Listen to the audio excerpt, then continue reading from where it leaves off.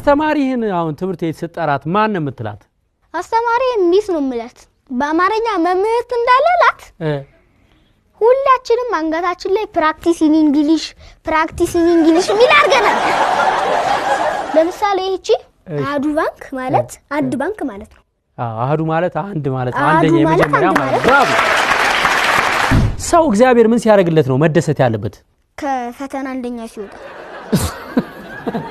ደስ የሚለው። እኔ አሁን ብዙ ጊዜ ፈተና ውስጥ እጠመዳለሁ። እሺ ስቃዩን ልቀበል ስል የምን ፈተና ነው ማለት? የትምህርት ቤት ፈተና አይደለም እንዴ? የወረቀት ፈተና አይደለም ያልኩ። የህይወት ፈተና ትፈተናለህ አንተ እንዴ?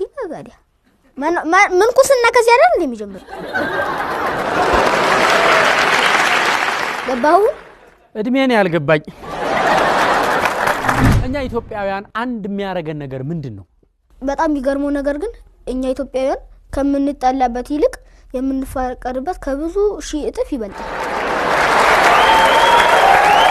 አንድ ሰው ጧት ትምህርት ቤት ስትሄድ ሁሌ ምሳቃ አንስጠኝ እርቦኛል ቢል ሁሌ ትሰጠዋለህ? ቢል አንስቼ ነው የምሰጠው ሁሌ። እና ታዲያ የሚሰጠኝ አካል እኮ አለ። አታውቅም እንዴ? ማን ነው የሚሰጠው አካል? እግዚአብሔር ሰጠ ቁርስ በምሳቃ ይዘው ተሰጠ ለሰው አንተ። ታዲያ እግዚአብሔር ምን ያርግ? እሱም እኮ ልቤ ውስጥ ገብቶ ሊያጠግበኝ ይችላል። ለምሳሌ መላእክት ምግብ አይበሉ ግን ይዘምራሉ፣ በቃ ይጠግባሉ። ማለትም ምግብ እንደበሉ ይሆንላቸዋል ማለት ነው።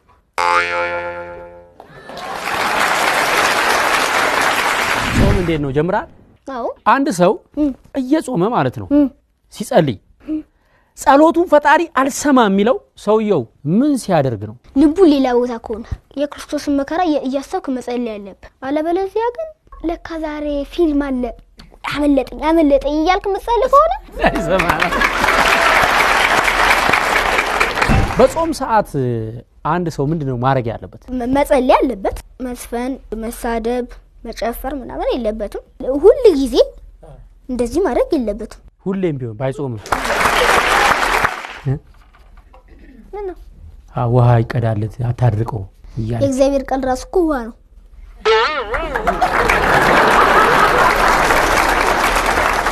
እሺ ኢትዮጵያ የእግዚአብሔር ሀገር ናት ሲባል ሰምተህ ታውቃለህ? አውቃለሁ። ለምንድን ነው የሚባለው እንደዛ? እመቤታችን ቅድስት ድንግል ማርያም ሄሮድስ በዛ ላይ ያሉትን ህፃናት ሊያስገድል እንደሆነ ሲሰማ ደሞ የኔም ልጅ እንዳይገደልብኝ ብላ ተሰደደች።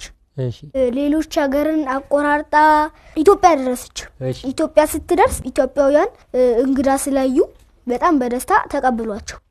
ቅድስት ድንግል ማርያም በሄደችበት ሀገር በሙሉ ስትሰደድ እንደዚህ አይነት አቀባበል አይታ አልነበረምና በዛ እባክህ ሲችን የአስራት ሀገሬ አርግልኝ ብላ ጠየቀችው። እሺ ብሎ ሰጣት። የአስራት ሀገሯ ሆነች ማለት ነው። እና ደግሞ ኢትዮጵያ እግዚአብሔር ሀገርና ስለተባለች ብቻ መጸለይና መጾም ማስቆም የለብንም። ይህ ካልሆነ የዛሬ የ40 እና የ30 ዓመት እግዚአብሔር ያሰበልን ነገር አይሆንም ማለት ነው። እንዴ እግዚአብሔር እኛ ስንጸልይ የሚያረግ ጸሎት ስናቆም የሚነፍግ አምላክ ነው እንዴ?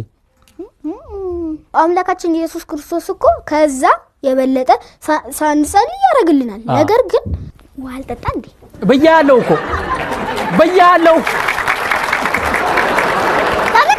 ተዘጋጅ። እሺ እግዚአብሔር አሁን እንደምታስበው ሞኝ አምላክ አይደለም። እኔ ሞኝ ነው ብዬ አስቤያለሁ እንዴ? እኔ ሞኝ ነው አላልኩም፣ አልወጣኝም። አዳምጠኝሽ እና እግዚአብሔር ሳንጸልይም ያረግልናል። ነገር ግን ያቅሻት አጋንንት ይመጣና አእምሯችን ውስጥ ያድራል። ከዛ በኋላ እያያው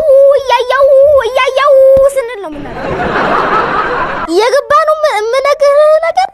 አሁን አንተ ያልከው ብንጸልይ ቢያንስ አጋንንትን ያሸሽልናል ነው አይደል? ጸሎት። አዎ እኔ ደግሞ ተመልካቻችን የተሳሳተ ግንዛቤ እንዳይኖራቸው አንዳንድ ሰው ምን ይመስለዋል? የሚጸልይ ሰሞን የሚጾም ሰሞን እሱ ቤተክርስቲያን የሚሄድ ሰሞን እግዚአብሔር ከሱ ጋር ያለ ይመስለዋል። ከዛ ልክ የበደለ ሰሞን ኃጢያት የሰራ ሰሞን ከቤተክርስቲያን የራቀ ሰሞን ደግሞ እግዚአብሔር የተለየው ይመስለዋል። እኔ ርኩስ ነኝ እንዴት ቤቱ ሄዳለሁ? እንዴት መቅደሱን ረግጣለሁ? እንዴት ታቦት ሸኛለሁ ይላል። ይሄ ማለት እግዚአብሔርን ካለማወቅ የሚመነጭ ነው። እግዚአብሔር እንደውም ካሉት ይልቅ ለጠፉት በጎቹ የሚራራ ለበደሉት እጅግ በጣም ቅርብ መጀመሪያም ደግሞ ወደ ቤተ ክርስቲያን በመንሄድበት በመንጸልይበት በመንመላለስበት ጊዜ ስለሚገባን ነው እንዴ ተገብቶን ነው የምንሄደው ቤቱ ምንገባው ምንወጣው አይደለም አይደል ልክ ኃጢአት ስንሰራ አልሄድም ማለት ድሮ ይገባኝ ነበር እንደማለት ነው አቋርጠኝ እኮ እሺ ይቅርታ ቀጥል ካልጸለይ ሃይማኖታችን አንደኛ እየዛለ ይመጣል እየዛለ ይመጣል ከዛ በኋላ መቼም መጸለይ ስናቆም ደግሞ እንክዳለን ከካድን ደግሞ ሰማያዊት የሆነችውን የክርስቶስ መንግስትን ደግሞ አንወርስም በቀኙም አንቆም